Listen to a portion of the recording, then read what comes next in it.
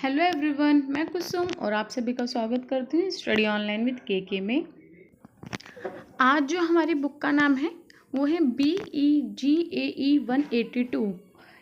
तो इसके अंदर जो इम्पॉर्टेंट क्वेश्चन है वो मैं आपको बताने वाली हूँ। ये बुक की PDF है। इस बुक की PDF में से जो इम्पॉर्टेंट क्वेश्चन बनेंगे आपके एग्जाम में वो मैं बताऊँगी।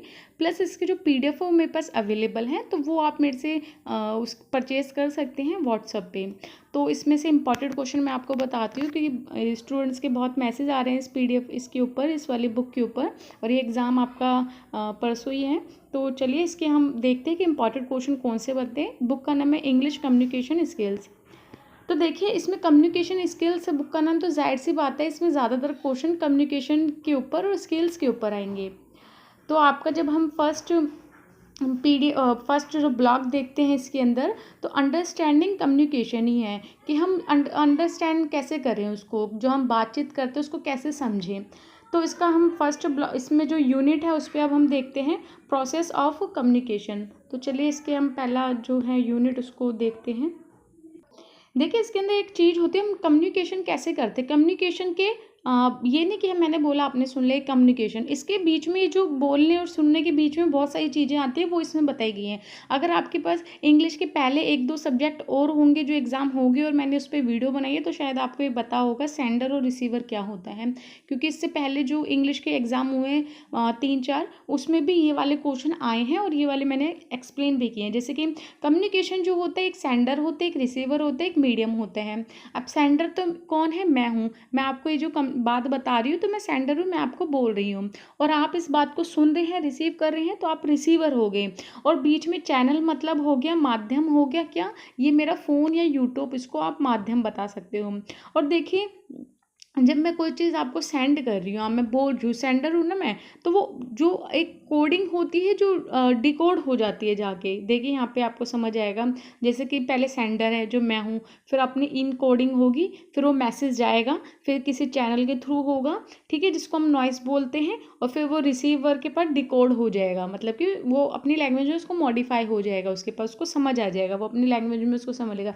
तो ये कम्युनिकेशन का एक माध्यम होता है, पूरा प्रोसेसर होता है, ये नहीं कि बोला और सुन लिया ख़त्म। तो इसके बीच में जो प्रोसेस होता है वो इसमें पूरा बताया गया है। तो आप इसको, अगर कम्युनिकेशन का क्वेश्चन आता है आपका, तो अगर आप इसको ऐसे समझाते हो ना, उसमें ऐसे बना देते हो ऐसे डायग्राम, तो आपको डेफिनेटली अच्छे मार्क्स मिलेंगे। क्योंकि जब हम कोई चीज़ को समझाने के लिए डायग्राम या कोई पिक्चर का यूज़ करते हैं तो उससे बहुत अच्छा इम्पैक्ट पड़ता है जो चेकर होता है। बट ये सही होने चाहिए, जैसे कि इसमें जिस तरीके से लिखा है सीरियल वाइज ऐसे ही होना चाहिए, नहीं कि आप ऊपर नीचे कर दो तो जो अच्छे नंबर मिल रहे हैं वो बेकार में कन्वर्ट हो जाएंगे। ठीक है, तो ये अच्छे से आप इसको एक बार देख लेना, क्योंकि कम्युनिकेशन बुक है तो जाहिर सी बात है क्वेश्चन तो आपका आना ही है। तो चलिए अब हम आगे इसके क्वेश्चन देखते हैं। देखिए सर, सबसे पहले जो पॉइंट दे रखा है इंट्रोडक्शन में, कम्युनिकेशन क्या होता है, व्हाट इज़ द कम्युनिकेशन। तो कम्युनिकेशन क्या होता है कि जो हम बर्थ से स्टार्ट कर देते हैं एक दूसरे से बात करना, एक दूसरे को समझना, ठीक है, अपनी जो बातें हैं, अपनी जो मैसेजेस दूसरे तक कन्वर्ट करना, ये कम्युनिकेशन है। ठीक है, और कम्युनिकेशन तो इसमें अब बताएंगे कि आगे हम और पढ़ेंगे कम्युनिकेशन पूरा क्या होता है। देखिए आपका ये वाला क्वेश्चन आ सकता है, प्रोसेसर ऑफ कम्युनिकेशन, जो मैंने ऊपर आपको बताया ना, जो डायग्राम बताया वो यही है। जैसे इसमें दिखा रखा सेंडर है जो अपनी लैंग्वेज को उसमें जब ट्रांसफर करता है, मैसेज होता है, टेक्स्ट वो स्पोकन में, और यहाँ जाके फिर रिसीवर होता है और डिकोड हो जाता है। तो आप इसके द्वारा भी है, इससे भी आप उसको समझा सकते हैं अगर ये क्वेश्चन आ गया, what is processor of communication. फिर नेक्स्ट देखते हैं, आपका क्वेश्चन आ सकता है कि कम्युनिकेशन के एलिमेंट्स क्या होते हैं, कम्युनिकेशन हम कैसे कर सकते हैं। तो देखिए हम एटलीस्ट 2 पर्सन होने चाहिए कम्युनिकेशन के अंदर। आप खुद से तो कम्युनिकेट नहीं कर सकते ना, किसी को तो अपने थॉट्स, अपने मैसेज को दोगे, तो 2 पर्सन एटलीस्ट होने चाहिए कम्युनिकेशन के अंदर। और कम्युनिकेशन में ज़रूरी नहीं आप बोलो ही, आप लेटर लिख सकते हो, ईमेल कर सकते हो, ठीक है, कोई वीडियो बना सकते हो, ये सब कम्युनिकेशन का ही माध्यम है। मतलब हम अपने थॉट्स दूसरों को ट्रांसफ़र कर रहे हैं, अपने मैसेज दूसरों को पहुँचा रहे हैं, तो ये कम्युनिकेशन में आ गया। तो इसके यहाँ पे ये जो एलिमेंट लिखे हुए हैं 6 एलिमेंट, तो आप इन्हों को याद कर सकते हैं। क्योंकि जब कम्युनिकेशन का कोई भी अगर वहाँ क्वेश्चन आए ना, कोई सा भी क्वेश्चन आए, आप कम्युनिकेशन के बारे में लिख सकते हैं उसमें, क्योंकि बुक उसके बारे में है। तो ये आप पॉइंट्स याद कर लो कि कम्युनिकेशन होता क्या है। इसमें जो लैंग्वेज होती है, ठीक है, लैंग्वेज मैसेज, कुछ लैंग्वेज कोई सी भी हो सकती है आपकी, इंग्लिश, फ्रेंच, हिंदी, या आपकी रीजनल लैंग्वेज कुछ भी हो सकती है, ठीक है। और आप यहाँ पे कैसे भी यूज़ करते हैं, ग्रामर जो ग्रामर होता है या फिर कैसे भी मैसेज में चूज़ कर सकते हो जैसे आपको करना है वहाँ। और जो कम्युनिकेशन होता है सोशल और फिजिकल सेटिंग, ये सब चीज़ें भी होती हैं। तो इसको आप स्क्रीनशॉट ले लो क्योंकि इंपॉर्टेंट है। एक क्वेश्चन में आप ऐड कर सकते हो कि कम्युनिकेशन के एलिमेंट क्या है या फिर कम्युनिकेशन क्या होती है। जब वो लिखोगे तो आप ये सब चीज़ें ऐड कर सकते हो। कम्युनिकेशन दो इंसानों के बीच में होती है, किसी के भी थ्रू हो जाती है, मैसेज, ईमेल, ये सब आप उसमें ऐड कर सकते हो। तो स्क्रीनशॉट ले लो इसका। अब ये क्वेश्चन भी आ सकता है कि डिकोड क्या होते हैं, डिकोडर क्या होते हैं। तो देखिए डिकोडर या उसका रोल क्या होता है, जब मैंने डायग्राम बताया था उसके लास्ट में था, वो रिसीवर से पहले डिकोडर या लास्ट में ऐसे था। तो डिकोडर मतलब क्या हो गया कि जो हमने कुछ भी बोला, जैसे कि मैं आपको कुछ बोल रही हूँ तो आप उसको डिकोड कर लोगे, ठीक है। वो जब आप तक मैसेज पहुँचेगा तो ऑटोमेटिकली आप डिकोड कर लोगे उसको, ट्रांसलेट कर लोगे अब और उसको समझ जाओगे, ठीक है। जैसे कि कोई इंग्लिश में कुछ बात बोलता है, सामने वाला इंसान उसको समझ जाता है क्योंकि हमारा जो माइंड है उसको डिकोड कर लेता है और हम उसको इजीली समझ जाते हैं। या फिर डिकोड करना उसको बोलते हैं, लैंग्वेज जो होती है जिसको हम समझ रहे हैं, जो लैंग्वेज को, जो मैसेज को हम समझ रहे हैं वो डिकोडिंग हो गया। तो आप इसका भी स्क्रीनशॉट ले लो कि रोल ऑफ डिकोडर क्या होता है। तो ये इसका यहाँ से ये स्क्रीनशॉट ले लो। वैसे आपको ये पूरा करने की ज़रूरत नहीं है, ये जो ऊपर 4 से 5 लाइन है यही आप कर सकते हो। उसके बाद तो पूरा एग्जाम्पल दे रखा है यहाँ पे कि यहाँ पे मिस्टर गुप्ता वाला जो है। तो आप इसका स्क्रीनशॉट ले लो, ऊपर वाले पैराग्राफ का ओनली, नीचे वाले का पढ़ना हो तो पढ़ लेना एग्जाम्पल के लिए, कि आपको एग्जाम्पल में वहाँ पे अगर लिखना हो तो। अब नेक्स्ट हम देखते हैं यहाँ पे माइक्रो फंक्शन बता रखे कम्युनिकेशन के। तो ये जो फंक्शन है इसमें 7 फंक्शन है, तो इन्हों को आप लिख सकते हो। जिसकी इमोटिव फंक्शन जो होता है उसमें क्या होता है कि आप जिसकी दिखाते हो ओ नो, जिसकी दिखाते हैं सैड हो, हैप्पी हो, तो हम जैसे यूज़ करते हैं ना वर्ड्स को, ओ नो तो सैड वाला हो गया, हुर्रे हैप्पी वाला हो गया ना। तो ये इमोटिव वाला जो इमोशन को दिखाते हैं आप ऐसे समझ सकते हो। तो यहाँ पे सब लिखे हुए हैं। तो ये 7 जो है आप इसका भी स्क्रीनशॉट लेके इसको पढ़ सकते हो। अब यहाँ से मोस्ट इम्पॉर्टेंट क्वेश्चन आपका आ जाता है बैरियर टू कम्युनिकेशन, कि जब हम कम्युनिकेट करते हैं, किसी से बातचीत करते हैं, तो उसमें क्या क्या बैरियर आते हैं। ये क्वेश्चन पक्का आपका आ सकता है। अभी तक जो बताया मैंने आपको चीज़ें बताई कम्युनिकेशन के बारे में, इनमें से भी आ सकता है, बट ये क्वेश्चन पक्का आपका आ सकता है कि कम्युनिकेशन में बैरियर क्या है। तो ये हम देखते हैं। देखिए सबसे पहले आता है कोड। कोड में क्या हो गया कि जो लैंग्वेज है, आप समझ लीजिए कुछ लैंग्वेज यूज़ कर रहे हो, लैंग्वेज मुझे नहीं पता, आपने तमिल यूज़ करी या फिर आप फ्रेंच यूज़ कर रहे हो, कोई भी ऐसी लैंग्वेज जो मुझे नहीं पता, तो जाहिर सी बात है वो बैरियर हो गई मेरे लिए। मेरे बहुत सारे स्टूडेंट ऐसे हैं जो तमिल के हैं या फिर अदर स्टेट के हैं, जो कुछ लैंग्वेज मुझे नहीं आती उनकी। तो कम्युनिकेट करने में वहाँ बैरियर आ जाता है क्योंकि हम डिकोड नहीं कर सकते उस चीज़ को। देखो डिकोड क्या हुआ कि हम उसको समझ नहीं सकते उस चीज़ को, ठीक है, ट्रांसलेट नहीं कर सकते। हमारे जो माइंड में लैंग्वेज है जो हमने पढ़ी है, लिखे, खाली वही वो डिकोड कर सकते हैं, बाकी नहीं कर सकता। तो ये कोड हो गया सबसे पहला बैरियर। फिर होता है वोकैबलरी। आप वोकैबलरी का किस तरीके से फेमिलियर हैं या नहीं है। जैसे कि कोई वोकैबलरी है,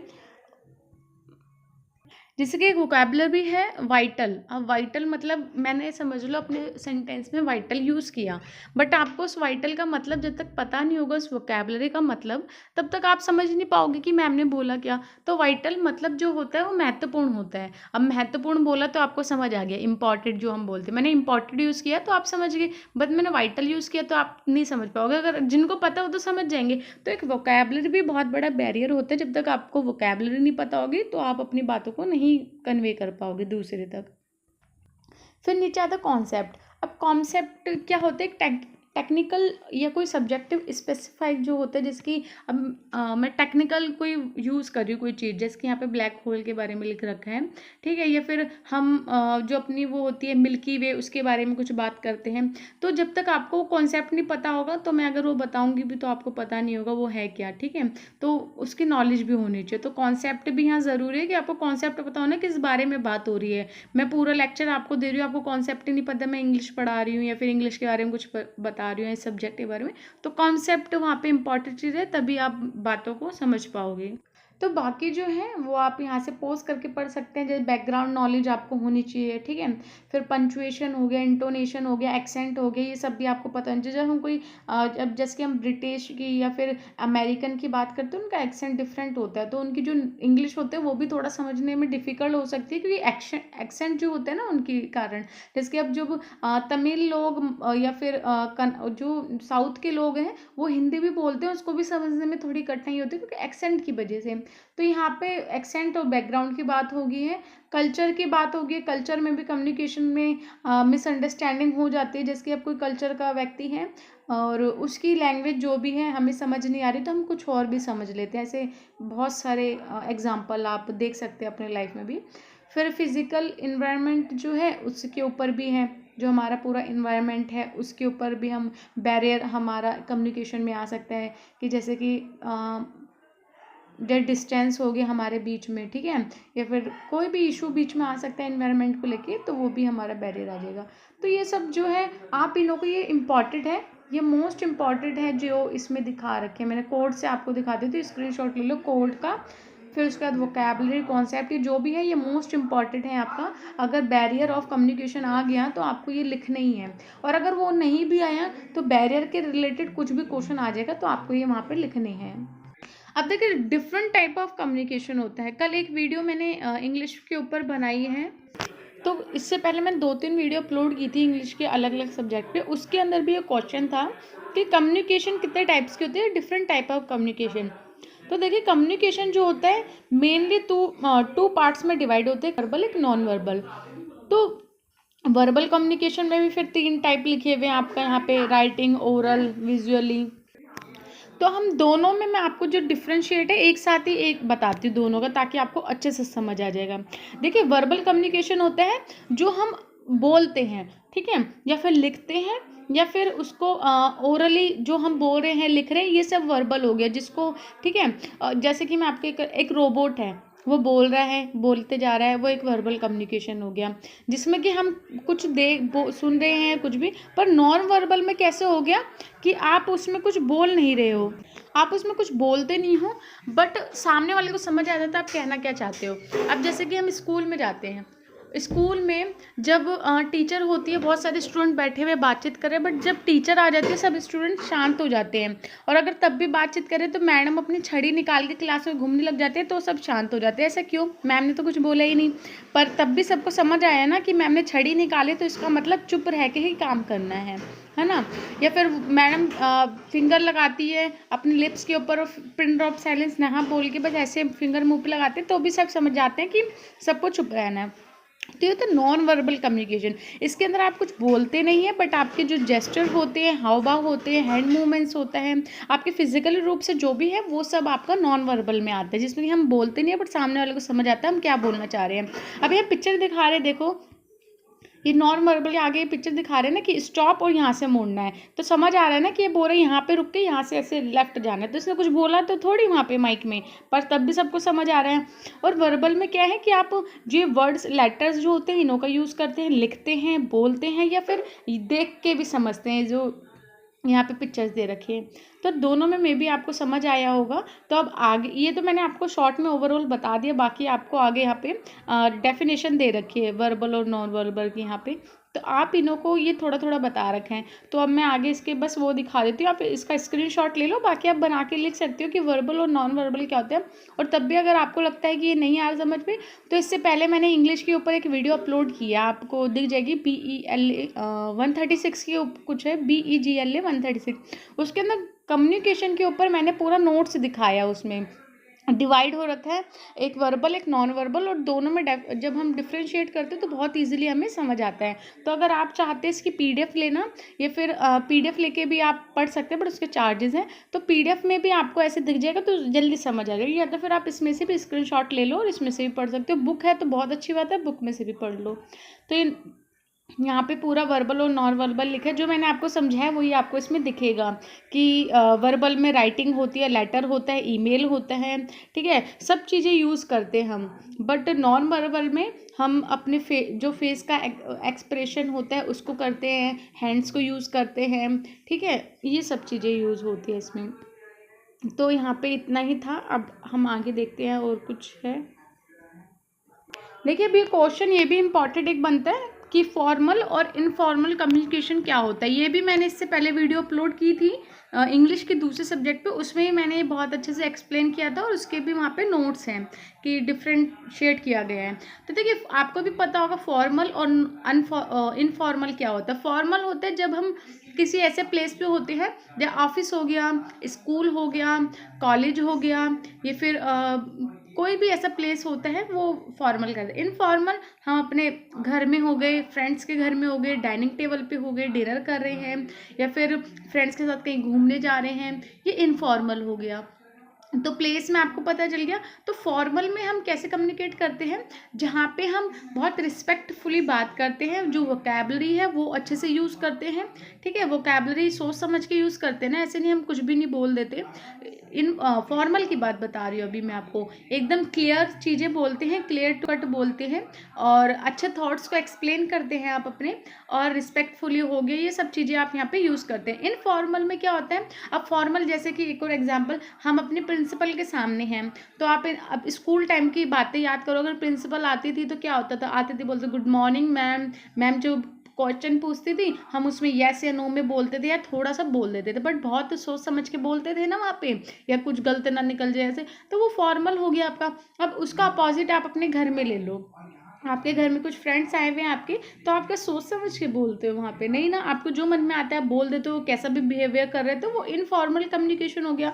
वहाँ पे हम नॉर्मली वर्ड का यूज़ करते हैं, बट जब हम फॉर्मल जाते हैं, ऑफिस में जाते हैं बॉस के आगे, तो फॉर्मल रहते हैं। तो ये फॉर्मल और इनफॉर्मल हो गया। और फॉर्मल में हम ड्रेसअप का भी यूज़ कर सकते हैं, हम अपने कम्युनिकेशन में ड्रेसअप का भी तो रोल होगा, कि हमको फॉर्मली ड्रेस पहननी है, फॉर्मली तरीके से अपना फेस का जो एक्सप्रेशन है वो रखना है, ठीक है, और फॉर्मली तरीके से हमें अच्छे से बातों को एक्सप्रेस करना है, तो वो फॉर्मल हो गया। और इनफॉर्मल में आप फ्रेंड्स आते हैं तो कैसे भी पहनते हैं कपड़े, कैसे भी लेटे हैं, बैठे हैं, बात कर रहे हैं, कुछ भी, तो इनफॉर्मल हो गया। तो ये दोनों में डिफ्रेंशिएट हो गया।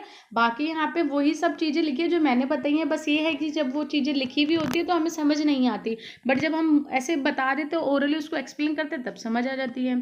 तो वो सब चीज़ें आपको यहाँ देखने को मिलेंगी, तो आप इन्हों को पॉज करके भी यहाँ पे पढ़ सकते हैं। और देखिए यहाँ पे ऑर्डर और ये सब चीज़ों का ही बात लिखी गई है। तो ये फॉर्मली के बारे में अभी इसमें बताया जा रहा है, फॉर्मल में क्या होता है, इनफॉर्मल में क्या होते हैं। तो यहाँ पे आप इसको पॉज करके पढ़ सकते हैं। अब यहाँ पे है जो रिटन और ओरल कम्युनिकेशन में क्या डिफरेंट है, तो ये अब हम देखते हैं। देखिए रिटन कम्युनिकेशन और ओरल कम्युनिकेशन, ये सब चीज़ें मैं अपने पॉइंट ऑफ व्यू से बता रही हूँ, कि मैंने अभी इसमें देखो पढ़ा नहीं है कि इसमें क्या बताया जा रहा है, बट जो मैं बता रही हूँ वही आपको इसमें भी मिलेगा, तो इसलिए इसको पोज करके भी आप एक बार पढ़ लेना। बट देखिए रिटन और ओरल से आपको समझ के आ रहा है, जब हम लिखते हुए अपनी बातों को किसी को बताते हैं, जैसे कि मैंने एक लेटर लिखा किसी को भेजा, तो वो उसको वैसे नहीं कम्युनिकेट कर पाएगा, वैसे नहीं समझ पाएगा जैसे मैंने अपने इमोशन के साथ लिखा होगा।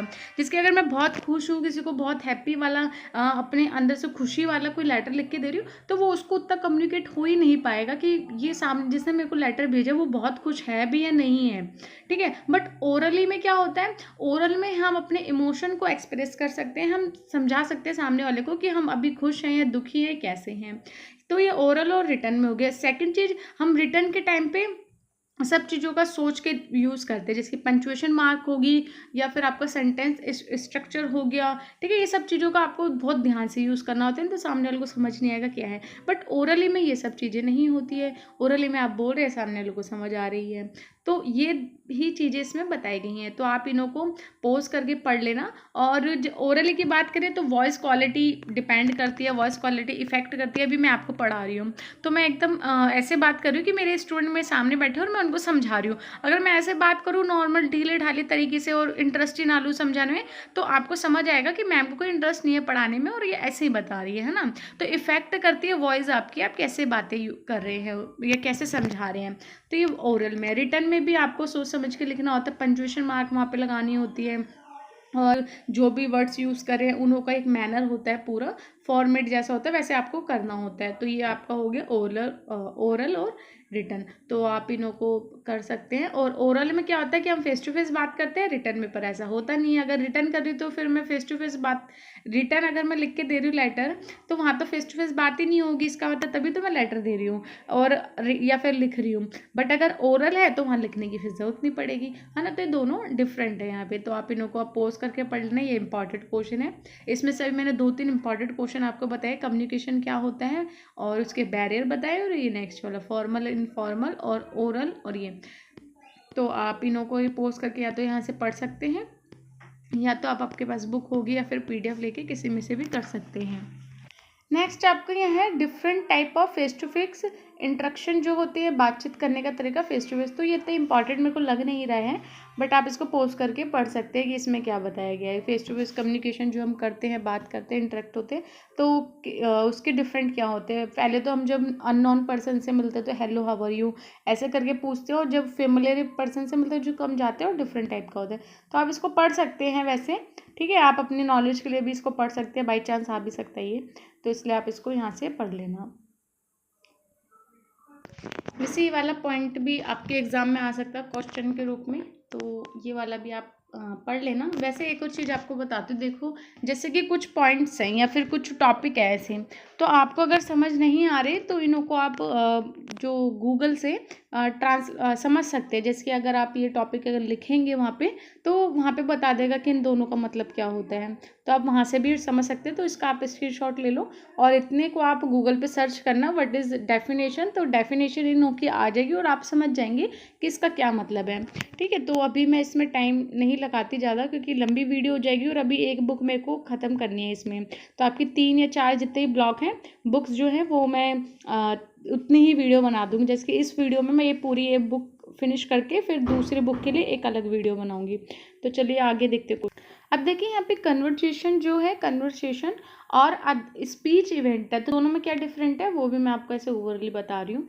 जैसे जब हम कन्वर्सेशन करते हैं, बातचीत करते हैं, वो 2 जने या 2 से ज़्यादा जनों में होती है, और आपको फ्रीडम होती है कि दोनों जने अपना पॉइंट ऑफ व्यू रखते हैं। जैसे कि अभी मैं अपने किसी फ्रेंड से या किसी से भी बात कर रही हूँ, तो 2 जने वहाँ पे होंगे, उपस्थित होंगे, अवेलेबल होंगे, और मैं भी बात बोलूँगी, सामने वाला भी बात बोलेगा, आंसर देगा, तो वो कन्वर्सेशन होगी।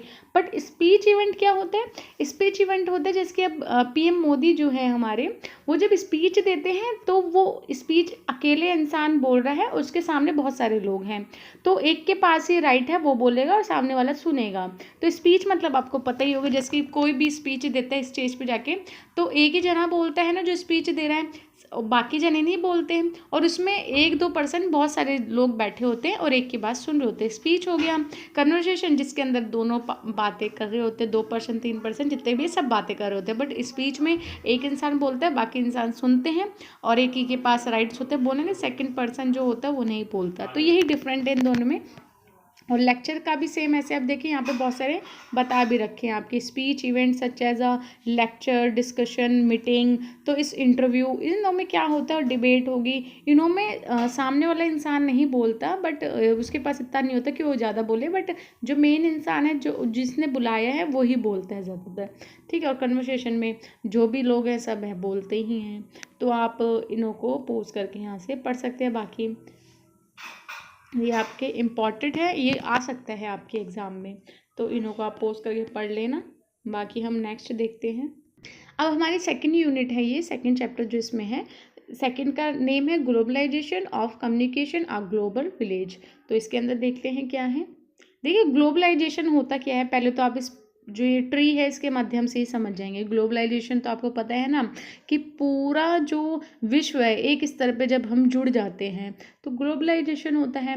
जैसे कि हम अपनी बातों हम अपने बातों को किसी और तक कम्युनिकेट कर सकते हैं, किसी दूर दराज इंसान को भी पहुंचा सकते हैं। अब हम यहाँ बैठे हैं और मैं आपको अपनी बातें बता रही हूँ, आप मेरे सामने तो नहीं है बट मैं अपनी बातें आप तक पहुँचा रही हूँ, तो ये ग्लोबलाइजेशन ही तो हुआ, ठीक है। तो इसके माध्यम क्या होते हैं, Facebook, Twitter, YouTube, Instagram, Telegram, email, जो भी चीज़ें, फ़ोन, सब चीज़ें हैं ये ग्लोबलाइजेशन के एग्जाम्पल हैं, क्योंकि इसके थ्रू हम दूसरे से कम्युनिकेटेड कम्युनिकेशन करते हैं।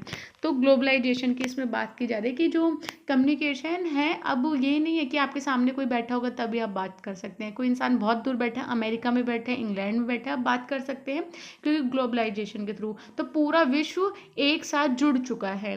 ठीक है, तो ये इसमें मेन चीज़ें हम पढ़ेंगे अब। देखिए जो ग्लोबल विलेज है ये किसने दिया और कब कैसे हुआ, ये सब यहाँ पे मेंशन कर रखा है। जिन्होंने इस वर्ड के बारे में सबसे पहले यूज़ किया था वो यहाँ पे एमसी करके जो है, और इन्हों का बर्थ जो हुआ था 1980 में, डेथ हुई थी, सॉरी, लास्ट जो था 1980 था। और ये सब यहाँ पे मेंशन कर, तो आप इन्हों को एक बार पोस्ट करके पढ़ लेना, वैसे इतना एक्सप्लेन नहीं करना होता वहाँ पे। बट ग्लोबल विलेज के ऊपर अगर आता है आपका, तो उन्हों के बारे में थोड़ा आपको यहाँ पे लिखना पड़ेगा।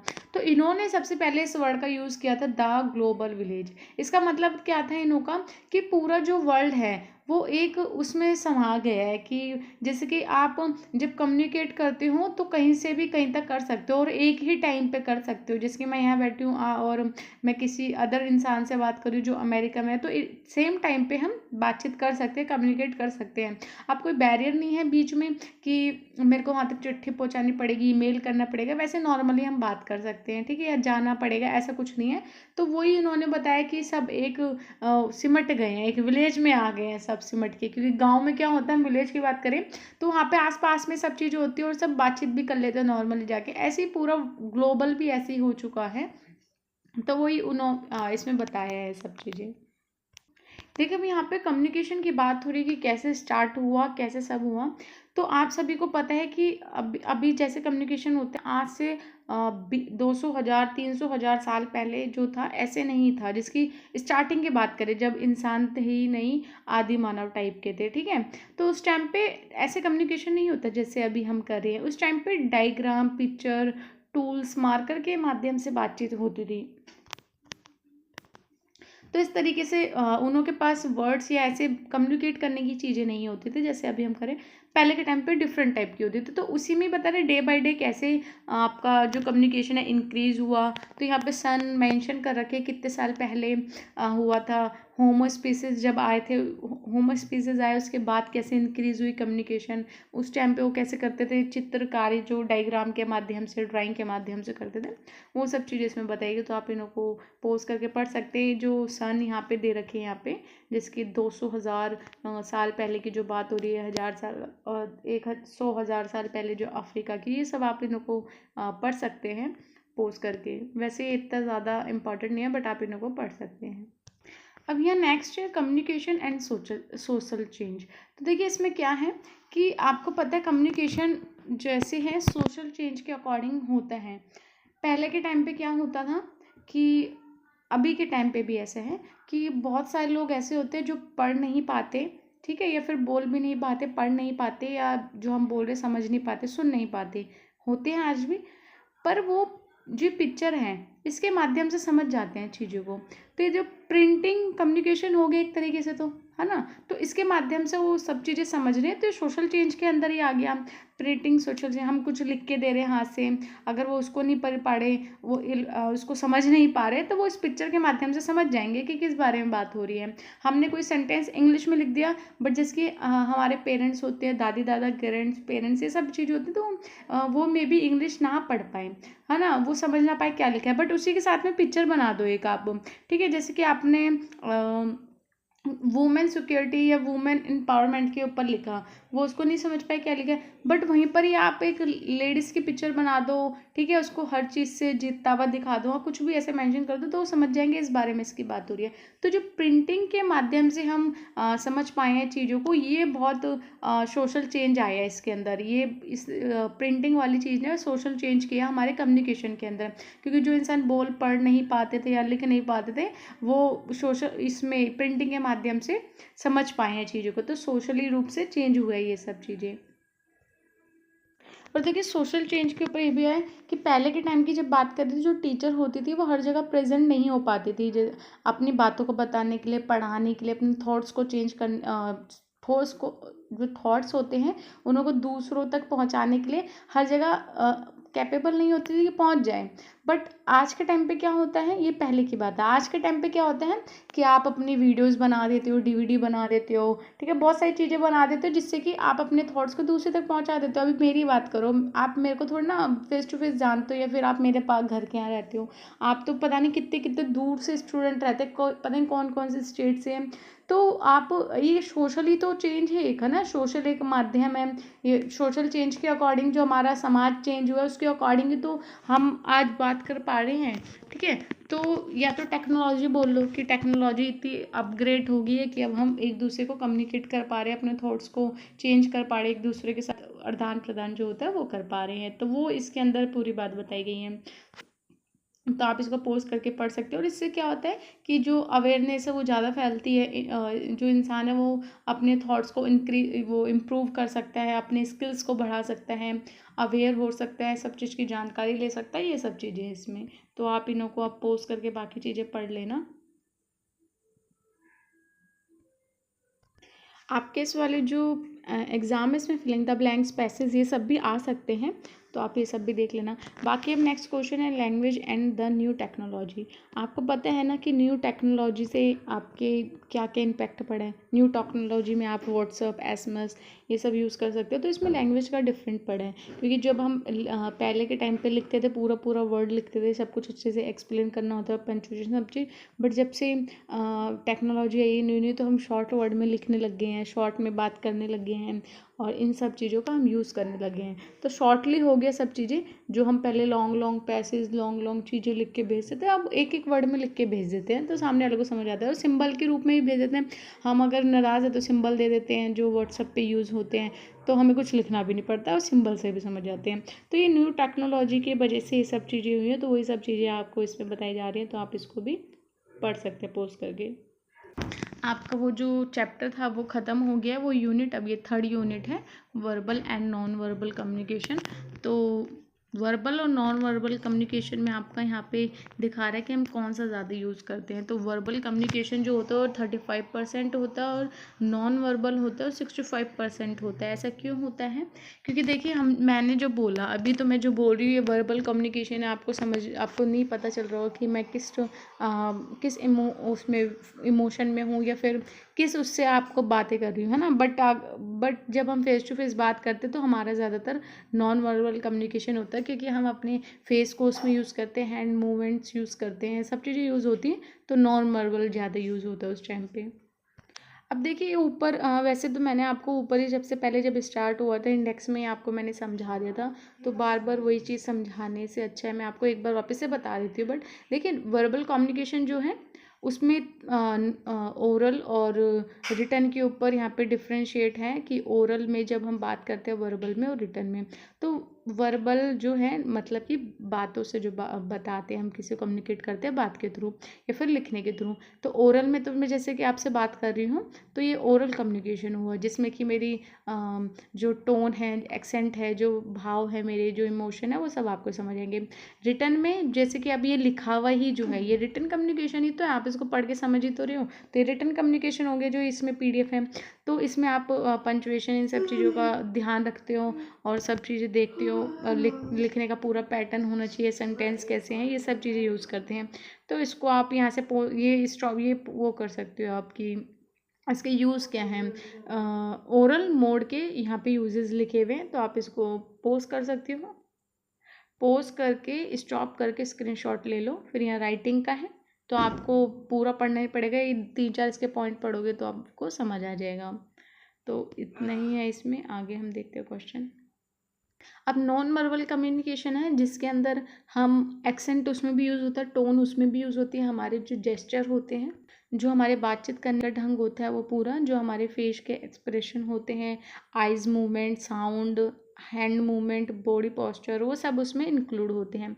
तो वो नॉन वर्बल कम्युनिकेशन होते हैं जिसमें कि हम अपने हाव भाव इन सब चीज़ों से, सिंबल से ही पूरा समझा देते, सिंबल, साइन, साउंड, आइज़, यहाँ पे सब लिख रखा है, तो यहाँ पे लिख लेना। और ऑल कम्युनिकेशन डेट यहाँ पे पूरा एक्सप्लेन भी कर रखा है कि हम कितना % यूज़ करते हैं नॉन वर्बल को, 55% यहाँ लिख रखा है। तो आप 55% हमारा नॉन वर्बल कम्युनिकेशन से ही हम सामने वाले को समझा सकते हैं बिना बोले भी चीज़ें। तो वो यहाँ पे मेंशन है, तो आप इनको को पॉज करके पढ़ लेना। ये चैप्टर तो बस इतना ही है, इसमें वर्बल और नॉन वर्बल ही है और कुछ नहीं। अब साइन सिंबल क्या होते हैं, साइन क्या है, सिंबल क्या है, ये तो आप पढ़ भी सकते हो, तो ईजी चीज़ें हैं। तो आप इन्हों को अगर नेट पे भी डालोगे तो भी आपको ये मिल जाएगा कि सिंबल नॉन वर्बल कैसे है, चार्ट कैसे है। अब जिसके यहाँ चार्ट है, ये आपका ग्राफ है, तो इससे आपको समझ आ रहा है कि जो 60 70 80s ये तीनों दे रखे हैं, तो इसमें साइकिल बस और इसका कैसे कैसे यूज़ है, यहाँ से आपको चार्ट के थ्रू ही समझ आया। जबकि यहाँ कुछ बोल नहीं रखा, मैं लिख रखा है आपका, ये नॉन वर्बल है, बट आप समझ रहे हैं कि जो साइकिल थी वो साइकिल का कलर डार्क है। तो 60s के टाइम पे देखें हम, 60 जो दशक था उस टाइम पे देखें तो साइकिल का 30% यूज़ था, उसके बाद और कम हो गया, कम कम होते होते बहुत कम हो गया। ठीक है, उसी तरीके से कार का दे रखा है, सबसे कम था 60 के टाइम पे कार, और अब कितना ज़्यादा हो गया। तो यही है नॉन वर्बल कम्युनिकेशन, और बातों को हम समझ भी रहे हैं। इसी प्रकार से चार्ट में भी समझा रखा है। ठीक है, बॉडी लैंग्वेज में, कि बॉडी लैंग्वेज के थ्रू भी हमें समझ आता है। जैसे कि हम फॉर्मल जगह पे जा रहे हैं, हम किसी शादी में जा रहे हैं, एग्जांपल है तो शादी में हम कैसे जाते हैं, कपड़े शादी के अकॉर्डिंग पहन के जाते हैं ना, तो ये हमारे बॉडी लैंग्वेज में आ गया। ठीक है, अगर मैं टीचर हूँ, मैं पढ़ा रही हूँ आपको, तो मैं ऐसे स्टिक होके खड़ी होंगी एकदम, ठीक है, और थोड़ा वैसे फेशियल एक्सप्रेशन भी वैसे होंगे। ठीक है, और कोई स्टूडेंट है उसके अकॉर्डिंग होंगे। तो बॉडी लैंग्वेज पे भी डिपेंड होता है कि आप अगर आप बॉस के आगे खड़े हो तो कैसे खड़े हो, आप किस पोजीशन में हो, तो बॉडी लैंग्वेज से भी पता चला। ये आर्मी के सोल्जर जो हमारे होते हैं, जिस पोजीशन में जैसे खड़े होते हैं तो समझ आ जाता है। वो अभी जैसे एकदम सीधे होके खड़े होते हैं, सल्यूट करते हैं, तो सल्यूट से भी बॉडी लैंग्वेज से समझ आ जाता है। तो बॉडी लैंग्वेज की यहाँ बात हो रही है। आई कांटेक्ट की बात होती है, आई कांटेक्ट से भी आप समझ जाते हैं, बातों कम्युनिकेट होती है चीज़ें। जिसकी अगर हम किसी झूठ बोलते हैं कुछ है, तो हम आइज़ कांटेक्ट जो होता है एकदम नहीं मिलाते हैं, आई कांटेक्ट नहीं करते हैं, या फिर बहुत सारी चीज़ों में हम जब उदास होते हैं तो भी हमारी आई से पता चल जाते हैं। तो वो सब चीज़ें इसमें, तो आप ये पोज करके पढ़ लेना कि बॉडी लैंग्वेज में कौन कौन सी चीज़ें आती हैं। पोस्चर हो गया, डिस्टेंस हो गया, ये सब चीज़ें आप इसमें पढ़ लेना। वर्बल और नॉन वर्बल, इसमें से क्वेश्चन तो आपका आएगा ही, वर्बल और नॉन वर्बल कम्युनिकेशन क्या है, और या फिर उसके आपसे वो एग्जाम्पल पूछ लेंगे जो भी, तो ये पक्का आप कर लेना, इस चैप्टर में यही आएगा बस। तो नेक्स्ट देखते हैं हम, आपके बैरियर टू कम्युनिकेशन भी आ सकता है कि कम्युनिकेशन जो हम करते हैं, जो नॉन वर्बल या वर्बल में, नॉन वर्बल में ही है वैसे तो ये, तो इसमें क्या बैरियर्स आते हैं वर्बल और नॉन वर्बल कम्युनिकेशन में, बैरियर्स इसमें बताने हैं।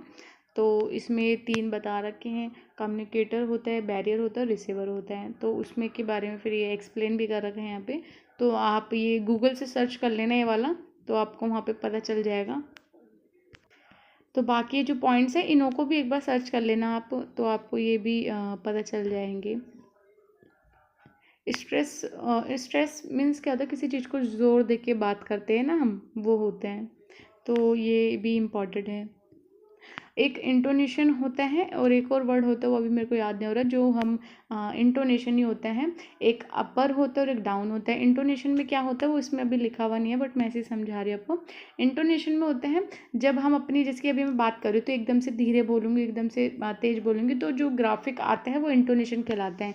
जब मैं स्लो बोलने जाऊँगी तो डाउन टू चल जाएगा, ठीक है, इंटोनेशन, और जब तेज की बोलती हूँ तो अप टू हो जाता है, तो वो इंटोनेशन भी आता है एक। बस चैप्टर में इतना ही था। नेक्स्ट चैप्टर देखते हैं अब हम।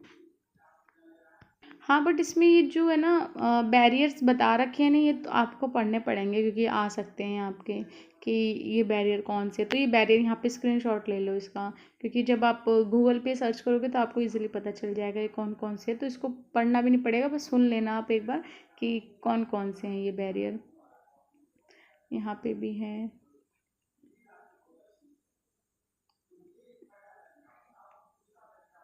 बस इतने ही कर लेना, फिर नेक्स्ट चाहिए। देखिए, अब जो आपकी फर्स्ट बुक है वो तो कंप्लीट होगी, अब इसके बाद 2 बुक में भी और बची हैं, 2 या 3, तो वो बुक मैं अब नेक्स्ट वीडियो में अपलोड करूँगी। तो आपके 3 चैप्टर अब कवर हो गए। 3 चैप्टर में इंपॉर्टेंट क्वेश्चन है, कम्युनिकेशन क्या होता है, सेकंड है कम्युनिकेशन बैरियर, थर्ड है वर्बल नॉन वर्बल कम्युनिकेशन और इनके बैरियर, और बीच में एक आधे मैंने और कोई बताएंगे तो वो भी देख लेना है। 3-4 क्वेश्चन आप कर लेना है, पैसेज आ सकता है, फिलिंग द ब्लैंक्स आ सकते हैं, और मैचिंग द फ्लोइंग भी आ सकता है, और आपके जिसकी एक सेंटेंस के ऊपर आपको ये भी पूछा सकता है, इससे सेंटेंस बनाइए। बाकी एक छोटा सेंटेंस देंगे, उसका मीनिंगफुल सेंटेंस पूरा बनाना है, या फिर एंटोनिम, ये सब चीज़ें भी आ सकती हैं आपकी। ये मैं ग्रामर सेशन का बता रही हूँ आपको, और नॉन ग्रामर का तो मैंने बता ही दिए क्वेश्चंस। बाकी वीडियो अपलोड करूँगी, आप प्लीज़ मेरे को कमेंट करना है इस वीडियो के डिस्क्रिप्शन में, जितने कमेंट होंगे तो आगे वीडियो मैं बना दूँगी उसके ऊपर। बट अगर कमेंट नहीं होंगे, मैसेज नहीं होंगे, तो फिर मैं आगे वीडियो इस पर नहीं बनाऊँगी। तो इतने ही अभी मैं रखी हूँ, नेक्स्ट वीडियो में अगर कमेंट होंगे तो मैं बना देती हूँ। अगर आपको वीडियो अच्छी लगी तो प्लीज़ इसको लाइक ज़रूर कर देना, क्योंकि जो इस सब्जेक्ट के स्टूडेंट हैं उनके लिए स्पेशली मैंने अभी बनाई है, क्योंकि इस सब्जेक्ट के स्टूडेंट कम हैं। तो बट जो भी हैं उनके लिए मैंने ये वीडियो बना दी है। तो आप प्लीज़ इसको लाइक ज़रूर कर देना, अपने फ्रेंड्स में शेयर कर देना, और सब्सक्राइब कर लेना चैनल को। और अगर आप इसकी PDF लेना चाहते हैं, PDF में ये सब चीज़ें हैं, आप उसको, क्योंकि देखिए बुक वीडियो में से पोस्ट करने में थोड़ा डिफिकल्ट होता है पढ़ना।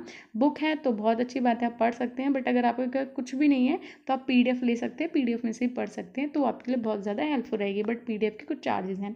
तो चलिए हम वीडियो को यहीं एंड करते हैं। अच्छी लगी हो तो लाइक शेयर सब्सक्राइब जरूर कीजिए। हम मिलते हैं नेक्स्ट वीडियो में। धन्यवाद। और स्टूडेंट, मैं solve assignment, handwritten assignment, previous year solve question paper, important question with answer, all subject all programme provide कराती हूँ। तो चलिए हम मिलते हैं नेक्स्ट वीडियो में। और आप व्हाट्सअप नंबर डिस्क्रिप्शन बॉक्स से ले सकते हैं, और व्हाट्सअप ग्रुप ज्वाइन कर सकते हैं, वो भी मैं लिंक दे दूँगी डिस्क्रिप्शन बॉक्स में। टेलीग्राम चैनल ज़रूर ज्वाइन कर लेना, क्योंकि उसमें कोई लिमिटेशन नहीं होती, आप कितने भी मेंबर्स वहाँ जुड़ सकते हैं। बट व्हाट्सअप ग्रुप में लिमिटेशन होती है। तो व्हाट्सअप ग्रुप मेरे फुल हो चुके हैं, 3-4 अभी और बनाने पड़ेंगे। तो चलिए हम मिलते हैं नेक्स्ट वीडियो में। धन्यवाद।